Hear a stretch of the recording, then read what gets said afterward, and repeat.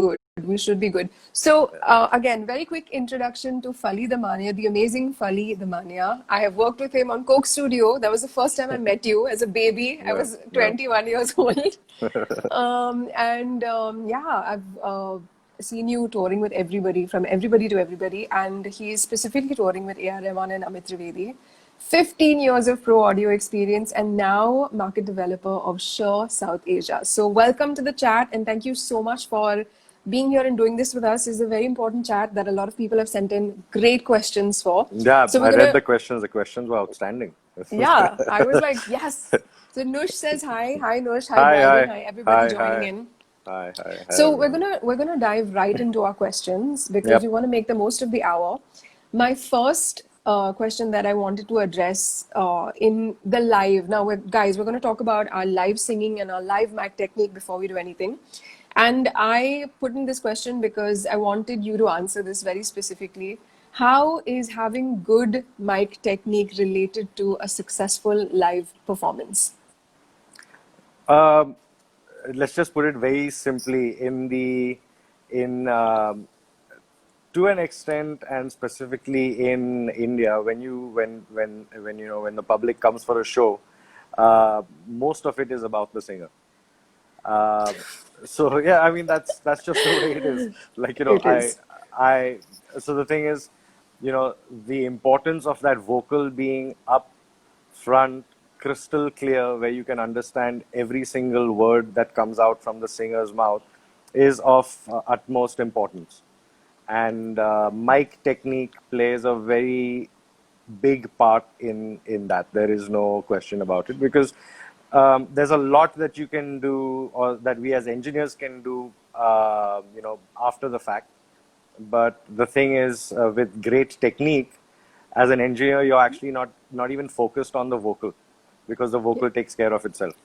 And you can actually focus on a lot of other things in relation to that concert. So it can be the musicians, the rest of the Yeah. band, and you don't really need to even touch the vocal fader much. And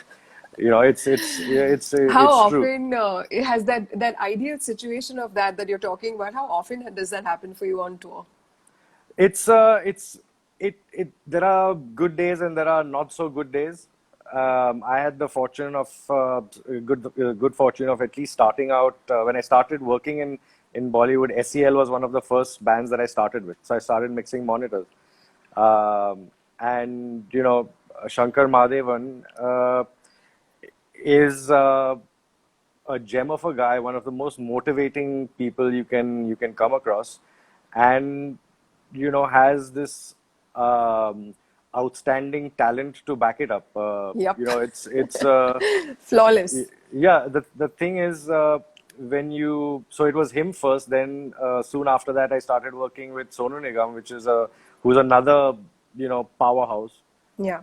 And very soon after that was Sunidhi Chauhan, which is another powerhouse. So you get into this routine of working with amazing singers, Yeah. and at times then when you're working with people that don't have necessarily a great mic technique, then suddenly stuff starts to pop out from your mix, which probably did not happen over the past Before. couple before.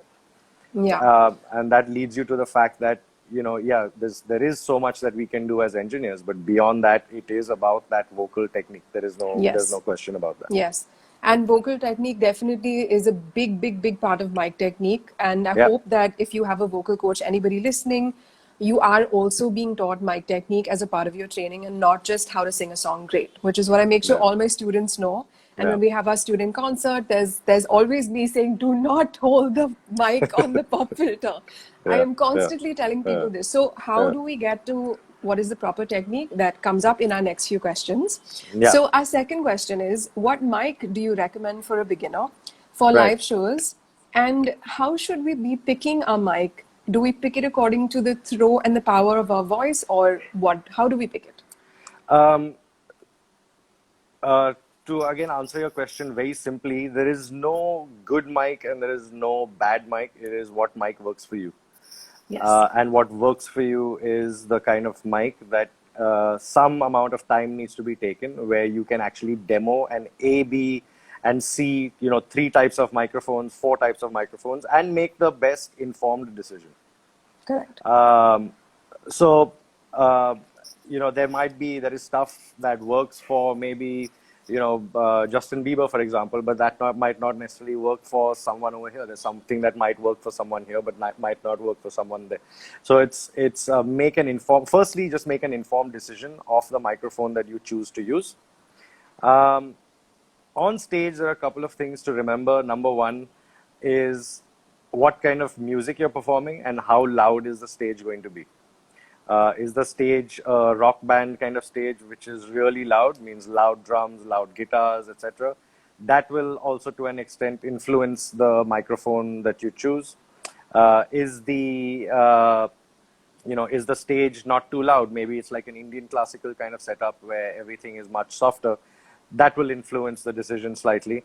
And I think the most important is what kind of texture do you as a singer have? What is your vocal texture? If you have a texture that is, for a male vocal and some female vocals that's in the little baritone kind of range, do you choose a mic that kind of emphasizes that, or do you choose a mic that does not necessarily emphasize that? Are you And talking all about of throw?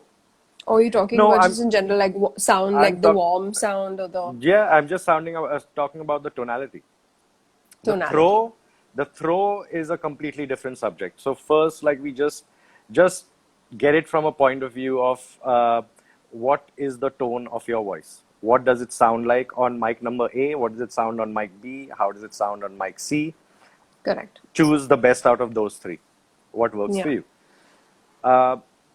Now, when it comes to actually being on stage, I had a few slides prepared, but I think the thing is, I think if I don't start the chat, then I don't think I can share those slides for some reason. I'm trying So to if find it's how to not share showing those you your slides. camera roll on the bottom right, then you might not be able to do that. Ah, that's weird. That's strange. Okay, no worries. So, Yeah. um, okay. Uh, Part two of this has to do with the actual throw of your voice. Now that has a lot to do with the it has a lot to do with breathing.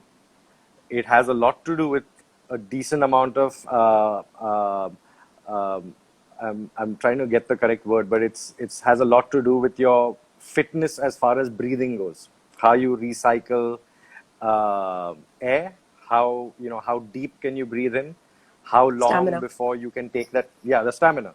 That's exactly what it is, and it's to gain that kind of stamina takes practice. There are people that I've been around that do not. I've not known them to do any form of vocal prep before a show, and they are amazing. And there are other people that need to do a lot of prep before a show in order to prepare the voice for that 2 hours of 2 or 3 hours in the Bollywood shows, the 3 hours of assault that your vocal cords take. Yep. So Assault is the right word. it's assault because it's like you if you think about it, what are the other instruments on the stage? There is a drum set, there may be some Indian percussion, there are keyboards, there are guitars, there's a bass guitar, acoustic guitar. What's the what's the softest on the stage is your voice. Correct. And what do you need to get the most out of from a performance point of view is your voice. So Yeah. it's both the softest and it is the most important. So there are a lot of things that go into then even from an engineer's perspective, what to do in order to make that work. Bhadao the voice. Uh, yeah, but how the voices is cool. But like one thing I'd say is get used to reading the not reading the manuals, but just know what's the difference between different kinds of microphones. So there are dynamic Absolutely. microphones, there are condenser microphones, there are ribbon microphones. Understand the difference between them. So like a dynamic, just in brief, they tend to be much more rugged. So, I've known of people dunking SM58s in a glass of whiskey and then picking it up and continuing to the DJ, especially when you're What? working with DJs. Yeah, because they Who do, are I these mean, people? beyond the point, yeah, instead of in the high of things, they'll dunk that microphone in their glass of alcohol and then after a few minutes pull it out, shake off the stuff from it and continue and it'll still work. I think So that might be dynamics, connected to my later question is how to clean your microphone. clean, Just yeah. dunk it in whiskey. So Hi, dynamics Ehsan. tend to How are be, you? Ehsan's joined the yeah, chat. yes, He says sir. How are hi. you, buddy? Yeah, So, so dynamics tend to be the most rugged, condensers tend to be the most sensitive, and ribbon microphones, which are predominantly used in studio and some in live, tend to be the best of both. So some of them can be pretty rugged and quite sensitive also. So okay. you usually will get to know that, initially when you see the spec of a microphone. So is it a dynamic? Is it a condenser? Is it a ribbon? And next is what is the frequency response? As in, what is that microphone actually reproducing? Okay, so if you ever see like a frequency response of an SM58 mic, it has a little presence peak at around 5 kilohertz, 6 kilohertz, etc. And it's important to know that, and mainly to communicate sometimes to an engineer, oh, my voice is sounding a little sharp. Now, if you probably know what that frequency response is, Then you that's could, a yeah. way you can communicate that. Yeah. None of us do that. This is very useful information even for any pre-professional. It might sound very technical, but Yeah, it's it's pretty it's easy, very it's not straightforward to actually. know. It's a couple of graphs, and the moment you go to any website for a microphone, that's the first couple of things you'll see. So you'll see frequency response. You'll Correct. see something that's called a polar pattern. So the polar pattern simply is just how the mic picks up your voice. So does it pick up a lot from the side? Does it pick up only from the front? And polar patterns to an extent have play a very important part when you use monitors on stage. So it's important to know not only from an engineer's point of view, of course, but from a singer's perspective also. Yeah. I'm singing from here and I'm getting a little feedback. Oh, but my mic is cardioid and say my monitors are in the wrong place. Correct. Uh, or if I'm using a super cardioid mic and my monitors are in the wrong place. Um, you know, it's important to start educating very slightly on few of these things, and I think that will um, benefit in the long run, no question. 100%. None of us get this education, and that is exactly why I wanted to have a chat specifically with an engineer. Because, I mean, when we're buying mics, all we do is read reviews, and I'm not sure that there's enough information for a singer Yeah, to be able to test any theory that you're talking about, whether yeah, it's going to a store or going to a showroom to figure out. So yeah, that's where yeah. Sure comes in. And Sure, I think with Fali, you've been doing a lot of workshops and stuff, right? I've been just going. My children's bedroom is now converted into my office because Yeah. it Now you're an educator. started with one piece of gear and then 5 pieces of gear, and now there's a full rack of equipment, and that is just every couple of days there's something more that comes in here to be used. For So demo. that is something we do if we do something on like a Zoom platform where we can actually really get into some of these differences to really clear this stuff up for. And we always think as musicians or as singers, sometimes you don't really need to know what the mic is doing as long as it sounds nice. Yeah. But there are a few things that you can know which could assist greatly. Definitely. Definitely. Awesome. So the other question is, how are we holding our mic for singing Yeah. live, Yeah. especially when we're singing high or low notes on stage during a performance? Right. And this also goes in connection with what distance am I holding my mic Right. at? Right. So let me do one thing. This is something I should have done at the start. I'm just going to get one of the mics out here. Vivian Divine, hi, welcome to our Hi, chat. Viv. He says, Fali book hook me up with the best mic. Hook me up. Anyway, I Uh, read that wrong. yeah, Vivian. So Vivian is now on with Shure. So we sent him a nice KSM 313 ribbon microphone to use. So it's one of the top of the line mics from Shure. For his And live shows? no, that's for his studio work. When the live stuff happens, we'll see about what mics to suggest there. That Okay, question, when the live happens. when the live happens, I know. So, okay, cool. Yeah, go ahead. So I have a microphone here. This is the Shure KSM 8. Okay. Yeah. Now, any type of microphone always has some kind of grills over here. Okay, like you see this one. So this is the head of the microphone, and here are the grills.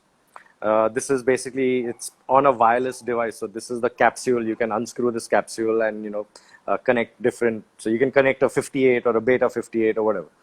But these grills actually play a very important part. Okay, now all of these microphones are what's called, they have a pattern that's called a cardioid polar pattern, which means if I can bring this mic, you see this little heart? Yes. Yeah. So that means it picks up a lot of sound from the front and it does not pick up a lot from the rear of the microphone. Now, how do they get that design? They get that design because there are slots in the microphone, in the design, which are made in particular locations that give it that character. Without those slots, it becomes what's called an omnidirectional microphone, similar to like the lavaliers that you see a lot of corporate folk using. So those are Yeah. called, and the news guys all use omnidirectional. Yeah.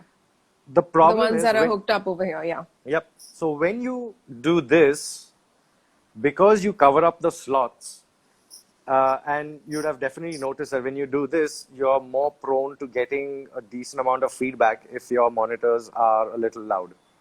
First thing is it changes the tone of the microphone quite drastically, which is a good thing if you're in Vivian's case when he's doing rap. Beatboxer, rapper. When Yeah. he's doing, when he does it, and he has a knack of you doing it.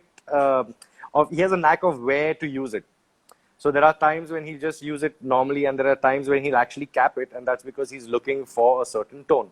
Correct. But the struggle with that is that you change the design of the microphone. So you've now changed it from a cardioid mic to pretty much like to almost an omnidirectional microphone, which means now it picks up sound from all sides. Yeah. Which means if you have loud monitors or loud side fills or a loud PA, you're introducing all that sound back into the microphone, and you now become susceptible to feedback. Yeah. So This is a very important thing to talk yeah, about because so we're always holding mics wrong. yeah, so ideally, I mean, for any microphone, you need to hold it below the grill or as close to the grill as you want, but try and keep your hands off the grill. So never like this. So like Right. this. And another thing is, in the case of a cordless mic, never hold the mic down here because this is the antenna. Yes. So two things. I mean, there's enough real estate on this microphone to hold it wherever you want. So, try and stay away from the top end and try and stay away from the bottom. Like somewhere in the middle out there is fine. And only in a case of if you want to make use of the difference in tone that you get from the from capping the mic, then go ahead and do it. But not otherwise. Yes. Someone's asking for an SM58. Same thing, I Yeah. guess. For Same anything, thing. it's an SM58 or 57. Any of those mics are all cardioid microphones. And the moment, even if you have a super cardioid like a Beta 58, so a Beta 58 is a super cardioid.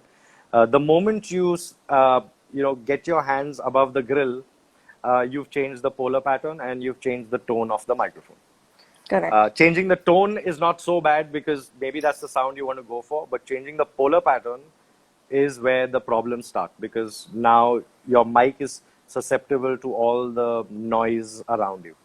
Yeah. Okay. Yeah. That's awesome. Should I be controlling the mic with my hands or my voice through dynamics? Both. Both. I would suggest to get your vocal technique going. Start with the hand to pull the mic back and forward, and to really strengthen your vocal technique, start using a headset microphone. Because when you use a headset, you don't have the luxury of pulling the mic away. So now it's your Yes. breath and it's your vocal diaphragm that has to do the work. That is very Uh, cool advice. yeah. Yeah. Because So you don't have a choice there. you don't have a choice there. So Yeah. there, and I've seen this with singers, very very comfortable when you have a mic in your hand. But to control your dynamic by using your chest and your diaphragm when you're wearing a headset, that is a completely different ball game, and that is difficult. That is tough. Yeah, That is that tough. is, that is. Yeah. Good tip, good tip. So, please talk us through the IEMs, which is your in-ear monitors, which a Yeah. lot of people are very confused about, and why you think they're important versus not having them at all on stage when you're singing and relying Right. completely on floor monitors. Right. Um, See, the first thing I would say is get out of the habit of doing both. Get out of the habit of doing floor monitors at the same time doing in-ear monitors, because that does not work. And I'll tell you why. When, say, if I pull out these headphones and I just talk or I just sing, through the chest and through the bones that are in your ears and your face, basically, that's where the resonance of your voice gets created. That's what your ear picks up on. When you use in-ear monitors and in-ear monitors of any manufacturer, there's a slight delay that is actually introduced in those because of the way that in-ear monitors work. It is very minor, but it's there. The first issue that you come across is when you don't wear both ears. Um, I, it's something that I've known a lot of singers, to some of them to pick up on, and some of them that don't pick up on it. I've always picked up on it just sounds incorrect when I'm wearing one ear. It's like playing music in your car with the window rolled down. Okay, so you play music in the car. You have your right side, you're driving, you have the right side window rolled down. You're basically picking up a lot of noise from the street, and the music just does not sound correct and full enough. And the moment you roll the window up, suddenly the bass is back, the highs sound clearer. Correct. That's exactly what's happening to your ears. Yeah. Now, as far as the wedge, so there's first is the delay that there's a very minor delay that comes through, the what your facial bones and stuff are doing. The second is from what the in-ear monitor is doing. And now if you have one ear open to a wedge, which is maybe 6 or 7 feet away, maybe more, just for everyone's information, if you have a wedge that's about 10 feet away, that's about 10 milliseconds of delay. So, an exercise for everyone or any of you guys that have like a DAW setup at home, try and pass your microphone through that DAW and use a delay plugin, put in 10 milliseconds of delay and listen to what that sounds like. Baapre. And that will drive home the fact as to, or I'd suggest do two things. Record a little take of vocal, duplicate that to another track, and delay that second track by about 10 milliseconds. Just push it forward by 10 milliseconds. Now listen to both of them together. And that's Yeah. what your ears are doing when one is listening to an in-ear monitor and the other one's listening to the wedge. You So actually do yourself quite personal. a disservice. You do, you do. So personal, I'm going to be very honest with you. Of course, Yeah, I've done this before. Of yeah, course, I've done this, and the biggest factor in anybody saying that, oh, I need to hear my audience, I need to hear, I feel like it's blocking my outside sound. So yeah, just to yeah, talk about what we're doing, we're speaking about live singing, guys, right now, yeah, not studio yeah, singing. yeah, yeah. And to some extent, it has felt better, but not for long. So, Yeah. guys, if you're wondering that, oh, I need to hear my audience, I can't hear, my ears are blocked with those in-ear monitors plugged in, you end up singing better. And like Fali said earlier, your dynamics are much more controlled on stage and you're not yelling and singing. I did this for so long. I was on in-ear monitors and I was still throwing my voice to a point where it was Right, absolutely not necessary. And that right, right, changed my tone right. to a much more harsher thing. And then when I started getting used to my in-ears, I was able to control much, Control much much better. better. Yeah. Yeah, and And the not thing throw is my for voice you, out by 2 hours. correct. And the thing is for listening to your audience, you add audience mics. It's a very common technique which you have. I've worked with like I remember Anushka Shankar many years ago, and they had 8 audience mics because she wanted 2 mics, and they are all running. They're all stereo pairs, so it's 4 stereo pairs across the front of the stage, and each musician gets a various combination of each of the stereo mics. But and honestly, like from the time that I used to mix monitors, and it's something that singers need to experience because there is a certain volume of audience mics when you take into your ears where strangely it does not feel like you're wearing in-ear monitors. It feels like you're listening to a natural environment. Do we So, do that for live shows here? Are we doing that uh, with Amit and Rahman? Kuber, I believe, runs audience mics. I'm not sure if Mark runs for everyone in the band, but I think he runs for at least for Ranjit, if I'm not mistaken, because Yeah, Ranjit because likes I that don't little think little we've bit of ever ambience. had. Yeah, Yeah, we've never had this, at yeah, least for Farhan. I've yeah, being pretty much sorted with Sennheiser was, I think, taking care yeah, of the mics and things like that. yeah, But no, we've never, which is why that habit started of like pulling out the little bit of that yeah, yeah, one yeah. in here. So yeah, Right, great. right. Absolutely great So advice. it's all get into that at least two audience mics and blend them up just enough so you get enough ambience, and it kind of starts to feel where you're not wearing in-ear monitors. It's a very strange feeling when you don't have the audience mics. It feels very dry and dead, and you look to try and make that up with a little reverb. If you have too much of the audience mic, it again sounds a little strange. But the moment you have just the right amount, it just feels like you're not actually wearing in-ears, and it feels like you're not listening back from in-ears. It feels like your Yeah. ears are listening to it naturally. Yeah, that's awesome. I Yeah. hope we all have budgets and equipment in lovely cities that we travel to for all these things. No, That's it that's doesn't the have to other be thing. something special. It can be two SM57s in front of the stage. I mean, Oh, that's great. it's anything to capture ambience. So, it does not have, it's not anything fancy. It's literally whatever you find, two mics in front of the stage, left and right, and send those back to the in-ears also in left and right, so you get the stereo effect of Correct. that venue. Correct. Yep. Perfect. Awesome. According to you, what is the perfect mix for a singer? Now we're talking about in-ear monitors. What is the Yeah. perfect mix for a singer? And what is essential for us to be hearing on their monitors by way of the balance of your voice and the band? Right. See, the thing is, there's no right way there, to be very honest. It's what works for you. There are singers that like their vocal really loud. There are singers that absolutely hate that. There are some singers that like their vocal really buried in the mix, in Mm-hmm. fact. They don't like it popping out of the mix at all. And there are a lot of singers that like their vocal really on top of the mix. And I think it has to do with your head voice and your chest voice. It has it's I think it's 90% that. Because at the end of the day, if you can't pitch too well, there are some singers that need that volume to get over the head voice, and there are some who it does not bother them too much. So, like Amit for one is, he likes his vocal, in the mix, absolutely, not too loud at all.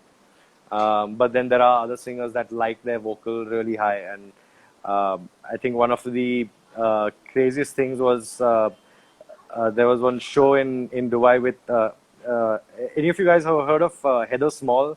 She used to be a singer with M People. They used to have a song Heather called Small. Moving On Up, Moving On Up. Moving on now. That Yep, one. yep, that's the Hmm. one. That's the one. Yeah. So I've never heard a vocalist have their vocal that loud ever in my 15 years of doing this job. And for her, it was like, yeah, just turn it up as much as you can, and I won't bother you during the show. And I was like, do you want anything else? No, I don't require it because I can hear everything else coming back from my microphone. And to me, that sounds strange. I could not, I could barely listen to that mix for more than 10 minutes because it was just, but it worked for her. Yeah. And, if it works for you, uh, if it works for you, it works for you. One Yeah. thing I Yeah. would say is just control the amount of bass or the amount of low frequency in your mix because Correct. that can throw you off quite badly. Um, um, that's something I won't be able to demo it here, but it's something I can actually demo on a Zoom thing On the Zoom. Yeah. where I could actually generate a tone or just speak in a certain tone and then have a bass frequency running behind it, and you'll actually Yes. hear what that does to the voice, and that's Yeah. why it's difficult to pitch. Yeah, So so just a good control the mix bass. of the melodic stuff is also great because Yeah, I mean, just in yeah, general for your pitching and stuff, yeah, yeah, like what I would take is when Darshan's playing drums, I do not take him in my in-ears at all. yeah, Yeah. because he's just a loud player. I mean, Yeah. he's not Yeah. loud, but he's loud Yeah. enough. Right. And Right. especially when it's a venue where he's right behind us, and even if Yeah. he Yeah. has Yeah. the protective glass and Yeah. it's It comes still, in through your mics. yeah, In any so case. you Yeah. have to Yeah. figure it out for yourself when you're on stage, guys. And yes, Yeah. everybody, hi, that's joining. We are taking questions. So I'm going to Yeah. very, very quickly go through the ones that we've already got for Fali. Now, someone asked, in a situation where a sound engineer, or not a good one, is not available, how Right. does one ensure a good mix in their in your monitors or on their Um, floor monitors? I think that's from a musician's point of view. You need to know how to convey to the engineer what you want in your mix. Darshan, for example, is outstanding at that. Uh, he'll bug you a little bit before the show, but you'll not hear of him. You'll not hear him. He won't bother you during the rest of the show at all. So he's Yeah. Jay is another one as far as drummers go. And now, if you can see the difference here, it's like um, Darshan likes a decent amount of drums in his mix. Jay does not like drums in his mix at all. He does not want to listen to his own drums. So it's you have to that comes with experience. You have to know how to convey it, and the best way would be to just take a part of a song, just loop maybe that chorus a few times, and from a singer's perspective, uh, first make sure you're getting enough vocal, and then start communicating to the engineer. Like, can I have a little less bass or a little more guitar, little less or more drums? That's Absolutely. something you have to communicate to the engineer, and the better you can communicate that, the easier it becomes for the engineer to dial it in. Yeah. So, guys, we've pretty much answered another question, which is how to have an effective sound check with all these Yeah, last few questions. yeah, Very, very important. And sometimes we say when the sound check sucks, the show is great. I don't know why we say yeah, that. And when the sound check is really good, that means there's something going to go wrong with the gig. But hopefully, if you have Fali on your FOH, I think you're going to be completely sorted. So, now let's talk about when we are in a venue that has bad acoustics. Now, this is yeah. very often when we're performing for in Bollywood for a wedding show. Very often we have to perform in a ballroom or maybe in a small club gig, which Right. does not maybe have great equipment. What can we do in a situation like this? Um, so, firstly, in any dynamic microphone, there's something that's called a proximity effect.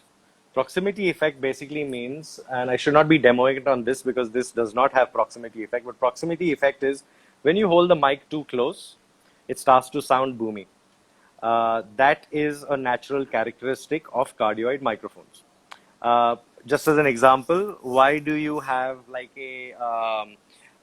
when you put an SM57 really close to a guitar cabinet, you get a lot of bass from the guitar cabinet? That's because of proximity effect. So the first thing as a technique would also be to not necessarily have the mic right up front, at least about 2 to 3 inches of gap. Okay, that far. That should overall clean up the vocal quite a bit. Beyond that, you need, from an engineer's perspective, you need to play with high pass, which is basically you remove a decent amount of low frequency from the vocal, from various instruments also, in order to just clean up the mix. Because the one thing that um, kind of makes an entire mix muddy is having too much low frequency in the actual vocal, and that low frequency is in the mud range. It's around 140, 160, 200 hertz. It's all that area. It can make the entire mix sound horrible. So you need to get rid of some of that stuff. Are you talking Yeah. about when you're in a club venue that has bad equipment, or are you talking about like the ballroom effect, Anyway, which is anyway, anyway, anywhere? pretty much. A Anywhere. proximity effect is just because of how the mic is held, Yeah. how close the mic is to your mouth, basically. Yeah, because the room is already sounding very boomy Yeah, and tinny yeah, and yeah, yeah, yeah, yeah, yeah. awesome. Okay, so how do you recommend that we clean our dynamic or condenser mic, whether we're at home or now because of Yeah. COVID, everything is going to change. We need to clean our mics. Hmm. And the best thing, I mean, that I guess we would recommend to you guys is to buy your own mic now. And I think I'm going to have to do that because I'm not going to touch any mics after Yeah. this COVID-19 nonsense. So It's how do you strange clean? because I think India, for that matter, was the only country where hygiene as far as microphones and of in-ear monitors was never taken seriously. And it's like I know it's at the bare minimum. What you should be doing is at least have like a box of those alcohol based wet wipes, and just Correct. clean the grill. That's at the bare minimum. Clean the grill, clean the handle. Bare minimum, at least do that. Yeah. But as another thing, so like, say for if you're using like an SM58 kind of microphone or a capsule for your shows, so Shaw makes replacement grills, and they're like some I think they're $5 or $8 a grill, and they sell them in like boxes of five. I mean, whenever we went to the US, we'd see them tear open these boxes of grills and put fresh grills on every single microphone. It was a normal thing for them to do. Yeah. And here, to an extent, we have the same grill that's been on the mic for 25 years. It's like, yeah, With the lipstick marks and everything. with the lipstick marks, with a person that's been chewing pan the night before or something else the night before that, and it's like it's not taken seriously. Oh Like God. when I used to, I have a habit of taking the mic out with me at front of house, and to do a little check with the mic for the lead vocal. I mean, I'll find something or the other to clean that grill. Because there's no way I'm going to be Thank talking you. into that microphone from circle. So bare Jarvis is minimum saying, is Jarvis is very what? Jarvis is saying we always have alcohol available to clean mics. Yeah, I'm sure. I'm sure. If Jarvis is around, you'll always have alcohol. Not a problem. Oh, too many wedding shows, Yeah, Jarvis. yeah. Yeah, so bare Awesome. minimum, just clean the grill. No question. Yeah, yeah. No, but especially now, life has changed, right? After Yeah, after COVID-19, we have to specifically be very, very yeah, wary of the fact that now, yeah. the hygiene part of thing is completely different. So, what do you recommend us buying? Is there something that you can get on Amazon, like a little spray thing that you can put on a cleaner or anything? I wouldn't suggest doing that yet because a lot of companies and even Assure at the moment is in that testing phase to see what works and what does not work. The last thing you want is to put some agent on it and then Correct. either corrode the mic or have it seep into the electronics and all that stuff. So the bare minimum at the moment is what at least I've been doing for all this time and doesn't seem to be causing a problem is a box of wet wipes, and just use one of those to clean off the grill and clean the body of the microphone. That's the bare minimum. Awesome, awesome. Yeah. So So there we have it, guys. We've it could spoken a be lot another about thing to just carry your own grill. That could be so that's just yeah. the Also, what top part. about the little sponge on top? That also we can. I mean, but I don't know how much. Like that is also another thing that takes in a lot of dirt and moisture, Yeah, right? see, at the bare minimum, you could carry, let's say, just carry your own capsule. Yeah, and you can Okay, buy so that if separately, right? yeah, you buy this cap separately, and like there are some 10, 15 types of capsules that Shaw makes. So you just carry your capsule, so that I think that's the you better you option. you come to your show, you put your capsule on, you do your sound check, you take your capsule back off, go change or whatever it is, come back for the show, put the capsule back on, finish the show, take it off, and carry it. I Awesome. mean, that makes the most sense because then you're in, the capsule part or the main thing that comes so close to your mouth never leaves your side. That's always in your hand, and you can, you Yeah. know what I'm saying. Perfect, perfect. Yeah. So, rounding up, we've had some amazing questions answered regarding the live part of it. We're going to go into the studio mic technique part of it. And our first question, with regards to studio, is how is studio singing different now from live singing? And can a singer project and flow the same way that they do in a live setting? Or do we have to change the way that we sing in terms of, like, again, projection and flow? Do we have to sing a little bit more controlled? What is the difference for you? I, from me as an engineer, I just want you to sing the way you like to sing. Uh, I think the thing that comes into the studio because of the environment or the lights or everyone, there's a spotlight on you now, so that it makes people a little nervous, and I think that's what takes away from a really good take. Let's just say. So you still need to be you. Depending on the song, there are people that I know that still track with a a corded microphone, just like they sing on stage. It's a normal thing. In fact, everyone from back in the day with Michael Jackson and Dave Grohl, most of the time they tracked on corded microphones. So SM7B was the microphone that they tracked on. So it entirely depends.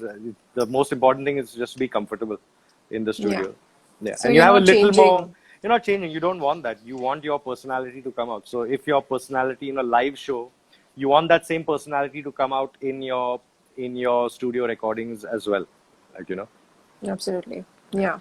A lot of us get intimidated, and that's another factor, but that's a different thing that you need to get over. I mean, I feel like something that is a little difficult for us, but has really worked is, of course, experience. And for me, I Yeah, grew up singing in studio since I was nine yeah, years old. So yeah, I never thought of it because I was just thrown into the studio and then it just became a natural thing. So yeah, if you yeah. guys have home setups and you can practice and figure out your stuff at home, then you're ready for the studio finally. Yeah. Right, right. So, how would you explain the essence of the balance of sound on the mic and then the headphones before you start recording? Or before you start, Yeah, it's strange that in the studio, for example, the mix seems to be much more balanced, as in a proper balance of the music, and the vocal does not tend to be too loud. It tends to be very, placed very well. And it's just the opposite sometimes when the same singer sings live. So that's actually something I've never understood really. But I think for the studio, you just need uh, for the studio, I think you need a balance where just to get your vibe going a little. And I think for live sound, when you use in-ear monitors, sometimes in the live sound thing, it can be more what you need to sing, as opposed to what you want to be able to sing. So I if think you if most you of can the get times. yeah No, no, say say. if you can get by with some drum overheads, kick, snare, a little bit of guitar, keyboards, and your voice, in a live scenario, that might be ideal. You might not need more than that. But in a Yeah. studio thing, you might need a little better polished mix so that the vibe of your performance in the studio comes out a little better. Yeah. So I was saying most of the times you have an MP3 track that you're usually singing to. If Oh, you're just singing yeah, to something, and then yeah, it depends on who has mixed that to yeah, help you sing to that. But yeah, actually, we're hardly doing live recordings in the yeah, studio with everybody, playing together. So if you're yeah. playing together, then again you need to figure out the mix. Right, But right, if you're singing just to some track that's ready for you and you're just dubbing your voice, right, right. it's slightly easier. There's So one thing that I would say for all singers: please spend some time remembering your lyrics, because I think that is something that takes away big time from your performance. Because thank you for saying that. the focus is on the phone, or the focus is on notations, or the focus is on something where it's written. And not only for singers, also for musicians, the focus is on notations. It's not Yes. on how to deliver that music the best way you can. um, it's like after yeah, I don't know. It's from an engineer's point of view, it's something that you can make out instantly. Where it's From just an now, audience point of view, from an you audience can. point of view, you can. It's like you're just delivering the content, great. And as opposed to when you're performing the content. When you're You performing the have content is when you're pretty much echoed everything that I say in class every day, which is, I'm sorry, but we're not going to allow lyrics because there's no emotion singing. There's no, everything is just reading and singing. yeah, yeah, And you yeah, don't get yeah, a chance to take away from just exactly what you said, just achieving your song, whereas yeah, finally taking yeah, it to the next level and putting you into it, the emotion, yeah, everything else. yep, So, yeah, yeah, yeah, absolutely yeah, exactly. important. So, our next question is for someone who's saying my vocals keep popping no matter what I do on my mic, and I get like weird saliva or heavy breathing Yeah, sounds. yeah, yeah. How important is a pop filter for us? Definitely. So, your condenser microphone or dynamic, depending on whatever you choose, leave about maybe 2 or 3 inches, and then have the pop filter. And then you should be standing in a studio setup, considering that your room is reasonably well treated and it's not very roomy sounding, at least a foot away from that. So you're Okay. about a foot and a half away from the microphone. That solves a lot of the problems of that popping kind of thing. As far as that's plosives, what are called as plosives. So that solves that issue. But as far as the saliva kind of noise that you're talking about, I think that has to do a little bit with technique. Um, Yeah, uh, hydration before and not during. Hydration. Yeah. Exactly, Yeah. exactly, exactly, exactly. So someone asked how can we set up our audio interface levels to get the best out of our mic? So this is, I guess, home studio or Home studio, yeah, someone who has generic, a studio also. Yeah. yeah. Um, Firstly, just try not to distort the preamps. So have a little two-channel, interface. Let's say Focusrite, for example. Plug your mic in. Focusrite. The good thing is when you turn up the volume, it has a little red-green indicator, so you know when you're distorting the preamp. So just have it a little shy of that. Get a decent level in, and don't be afraid to change that volume because when you start, it might be soft. As you go on, it might be louder. So you keep needing to modify that volume, that gain a little bit. But Yeah. beyond that, just try and record, get into the system as clean as possible. And yeah, I mean, don't, uh, and perform from such a point of view that you don't need to get into drastic amounts of post production, like compression and, a lot of Yeah. that kind of stuff later on. Someone Uh, asked about gain levels. In fact, what you just yeah, mentioned, what gain levels do you recommend for mics on average so that we don't jar or crack? And is it yeah, different depending on what DAW you're using, your software, yeah, or is yeah. it depending on your mic? It's more dependent on how sensitive the mic is. So like SM7B, for example, is not a sensitive mic. You need to turn up a gain there. But like a KSM 44, for example, is a condenser. It's quite a sensitive mic. So in that case, you need to run much lower gain.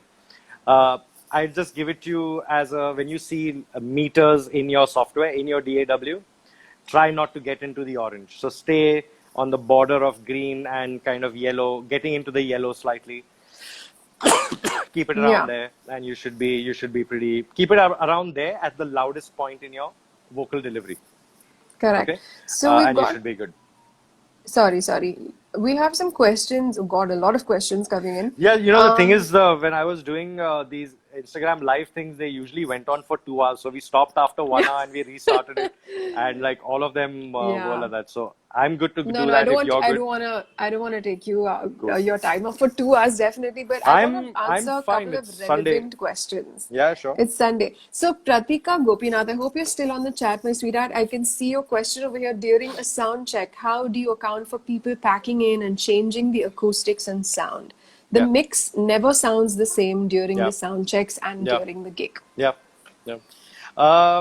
It's something as an engineer that you need to be able to foresee. It comes with experience. It's not easy. Uh, I get foxed with it a couple Festival of times.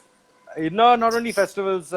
Sometimes if you have a venue, I'll give you the most infamous venue for this kind of stuff is Phoenix Mall. The um, Yeah. Amit has done some stuff there, yeah, no? yeah, yeah, yeah. That's a Yeah. notorious venue because the venue is tiled. So the thing is, if the PA system is not positioned correctly, you hear a lot of highs, and you assume that that's coming from the PA, but a lot of that is coming off reflections from the floor. And now your place gets packed, and suddenly your mix sounds dead and dull. It is something you need to, as engineers, you need to be aware of. There's no question about that. And the Yeah. thing is, it's a normal thing. The room changes, the acoustics change, and it is how you deal with that. In that first one or two songs, to make those changes really quick, that actually makes the big difference. Yeah, so she's asking from a vocalist perspective. So Yeah, exactly what he said, unfortunately, you're going to have to recheck yeah, during your first two songs. This is yeah, what do we call it? The first song becomes the sound check. It's just how it is sometimes when you're dealing with a bad venue. yeah, yeah. There Yeah. are many bands that actually come from the West that don't even get into sound checks anymore. Because one of the most infamous is Meshuggah. And they were like, it's pointless because we'll sound check and then we've had, we've done hundreds of shows and then the audience comes in and then it sounds different. So we'd rather just do this once, do a little up and down during our first two songs, and then rather than spend 2 hours doing a sound check before. Yeah. It's quite Yeah. common. Yeah. Okay, just looking at another couple of questions. What's an alternative to an SM7B for vocal recordings? Right. One that may not need a separate gain boost. See, the SM7B works fine. It's just that you require a little decent preamp to drive it because it's low sensitivity. So the SM7B, the KSM 313, the one that Divine uses, and the KSM 315, 353, these are all low gain microphones. So you require a decent preamp to drive it. But that being said, I use my SM7B on a Focusrite 2i2, and yeah, I have to crank up the gain, but it's not distorting. It sounds mind blowing, and Yeah. it's other than that, if you want to still go dynamic, then you go 58. A very surprising microphone that no one touches on for vocals is the SM57. And you see rock and roll history from the UK. Everyone from Pink Floyd to all the UK rock and roll bands were all 57 up on vocals. It was never a 58, it was a 57. Yeah. You can try a KSM 8, so the newer generation Shure microphone. So this is the one. But yeah, I think for most applications, there's nothing that comes close to an SM7B. If you have to drive the vocal, please drive it. It's not a bad thing. Yeah. Someone's asking, is IEMs applicable for all musicians? Yes, we do. Musicians are also on in-ear monitors, especially bassists Yeah, and yeah. drums. Bass and Guitars drums, yeah. have their little amps at the side of them. Yeah. But it really depends on the musician. I think some bassists are still using amps and Yeah. maybe don't have in-ear monitors. So Yeah, some if you play an do. instrument, yeah. Okay, it's like I just find that musicians find their way to adapt. For guitar players, if you guys want to reach out to, say, Nigel or Warren Mendonça, these are the two biggest, amplifier guys that went in years and then found a way to adapt. For drummers also, but it's unless you speak to these guys and find out what they did and what their setup is and how it made them comfortable, it's something you guys will need to check with them about. But a lot of it still has to do with ambience. So the tone is Yeah. there, but they like that ambience to make it sound natural. Awesome. Amazing. So Thank Nitin you Simon so says much. SM57 Obama's press mic. Yeah, Yeah, I just read that. it is the White House's press. It's been the White House's press mic for decades. The thing is, it does not look like a 57 because there's a grill that sits on top of it. That's for the plosives to get out, to remove the pops and all that stuff. But it's been the vocal press mic for the White House for decades now. Good to know all these fun facts. But Fali, thank you so much, No man. problem at all. We've gone through most of the questions that you guys are asking are very similar to what he's answered before. So I would definitely recommend you watching this over again when you have time, because I'm going to save it and you can watch it on IGTV, and we're going to upload it on our Vocal Tribe YouTube page as well. So Yeah. we just want to say a big thank you to Fali Damania, an absolutely amazing sound engineer, and all the information that you gave us was absolutely amazing. So Right. thank you so much for coming on board and doing this. And hopefully, if you're up for it, we can do a workshop with Zoom where you can show your slides. I would love to. I would love to. Yeah, Yep. yeah. So everybody's saying thank you. Thank you guys for Thank you watching. guys. Thanks everyone. And we hope to see Thanks, you soon. Shannon. Stay safe and stay at See you guys home soon. for as long as we have to. Take care. Bye. See Bye you. bye. See you.